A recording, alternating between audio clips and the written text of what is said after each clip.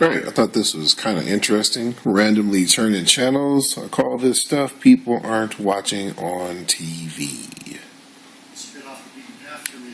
But I got a tip about a secret internal history that the Justice Department had prepared into the relationship that the U.S. government had over the years with a number of Nazis living in the United States, and the efforts beginning only in the 1970s and 1980s to identify and prosecute Nazis in the United States. And speaking of sort of fragmentary views, I thought I had an understanding of this story before I got this tip, before I started looking for this internal history of the Nazis in America. I thought I had a vague idea of that some Nazis, a limited number, had gotten into the United States. Some have been scientists, Werner von Braun, kind of Nazis in name only.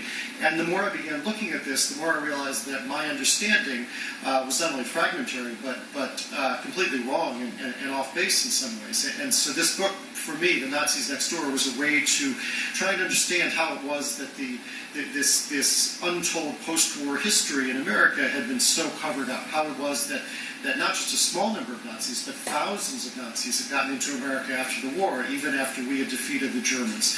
How it was that U.S. intelligence agencies, the CIA, the FBI, the Pentagon as well, had used known Nazis and Nazi collaborators as Cold War spies, as scientists and others. These were men who were involved in the worst of the Nazi atrocities, yet they were living in Alabama and Texas and San Diego.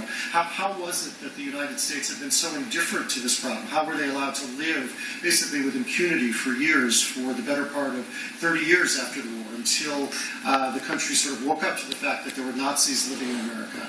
And how was it that all of this had happened in the aftermath of the worst genocide in world history?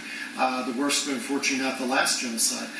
So my book was one of discovery and trying to answer these questions. And I spent many weeks and months at the National Archives outside Washington looking at war crime files from the CIA, from the Pentagon, from other agencies. I did a fellowship at the Holocaust Museum and spent many hours looking at the post-war records, not only of survivors, but of Nazis themselves who made it into America. And I think the bottom line answer was that it was indifference. This was allowed to happen basically because of moral indifference. And this ties into the theme that this was sort of an untold story. The Holocaust was verboten to be discussed in households, even in Jewish households in America. In the 1950s and 1960s, there was not this consciousness that we have now in 2015 about what had happened. And it was really only in the 1970s, if you look at the history, that the world, and certainly America, began to wake up to just what had happened in the years from 1933 through 1945.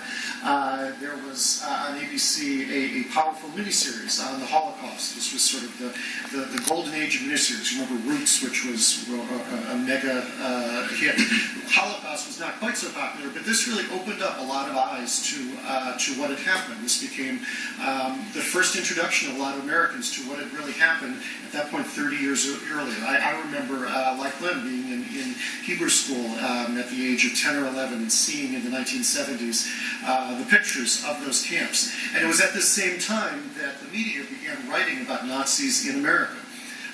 There had been scattered reports in the 1950s of known Nazi collaborators living in the United States, but they were for the most part ignored. If they got any attention at all, it was sort of brushed aside as a non-issue.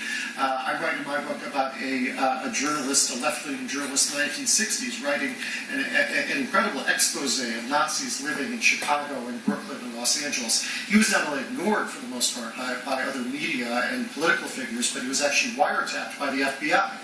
J. Edgar Hoover declared him a communist subversive, and he was tapped and trailed for years as he went around trying to document the existence of these people in the United States. So it wasn't until the late 1970s when Congress began holding hearings that, that America at large began waking up to the fact that there were not only hundreds but thousands of Nazis who had gotten into America with incredible ease after the war, and the Justice Department was forced to create a whole new office, the Office of Special Investigations, to begin investigating hundreds of Nazi figures and begin deporting them. And in my view, it was a horrible case of too little, too late.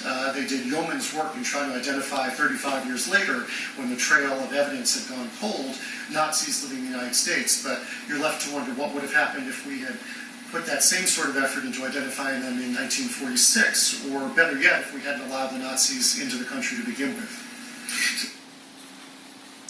Interesting.